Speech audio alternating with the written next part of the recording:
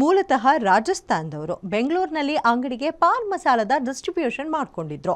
ಕಾರ್ನಲ್ಲಿ ಪಾನ್ ಮಸಾಲವನ್ನ ತರುತ್ತಿದ್ದ ವೇಳೆ ರೌಡಿ ಗ್ಯಾಂಗ್ ಅಡ್ಡಗಟ್ಟಿ ಮನಸ್ಸೋ ಇಚ್ಛೆ ಥಳಿಸಿದೆ.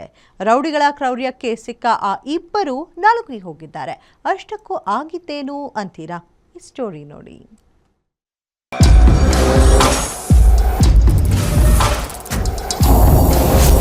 ಅಮಾಯಕರ ಮೇಲೆ ರೌಡಿ ಶೀಟರ್ ಮತ್ತು ಗ್ಯಾಂಗ್ ಅಟ್ಯಾಕ್.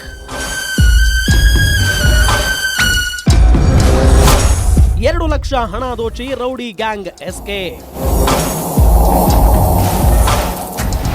ಈ ಫೋಟೋದಲ್ಲಿದ್ದಾನಲ್ಲ, ಇವನೇ ನೋಡಿ ಮಾಗಡಿ ಮಂಜು.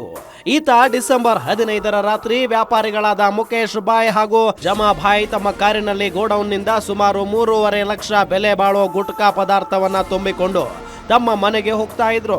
ಈ ವೇಳೆ ಏಕಾಏಕಿ ಬ್ಯಾಡರಹಳ್ಳಿ ಪೊಲೀಸ್ ಠಾಣಾ ವ್ಯಾಪ್ತಿಯ BEL ಲೇಔಟ್ ಬಳಿ ಕಾರನ್ನ ಅಡ್ಡಗಟ್ಟಿ ದಾಂಧಲೆ ನಡೆಸಿದ್ದಾರೆ.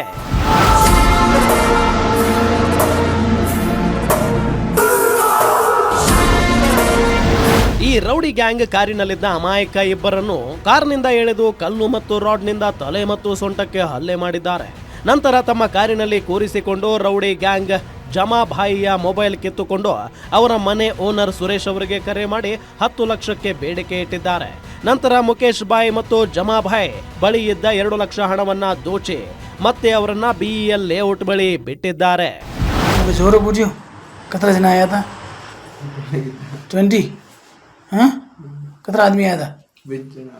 हाँ जोर मारी. हाँ ಇನ್ನು ಘಟನೆ ಹಿನ್ನೆಲೆ ಮಾಗಡಿ ಮಂಜು ಅಂಡ್ ಗ್ಯಾಂಗ್ ವಿರುದ್ಧ ಬ್ಯಾಡರಹಳ್ಳಿ ಪೊಲೀಸ್ ಠಾಣೆಯಲ್ಲಿ ದೂರು ದಾಖಲಾಗಿದೆ. ಇವರ ಪುಂಡಾಟ ಜೋರಾಗಿದ್ದು ಇವರಿಗೆ ಪೊಲೀಸರು ತಕ್ಕ ಶಾಸ್ತಿ ಮಾಡಿದ್ರೆ ಮಾತ್ರ ಇಂಥವರನ್ನ ಹದ್ದು ಬಸ್ತಿನಲ್ಲಿಡಲು ಸಾಧ್ಯ. Girish, crime bureau, guarantee news, Bengaluru.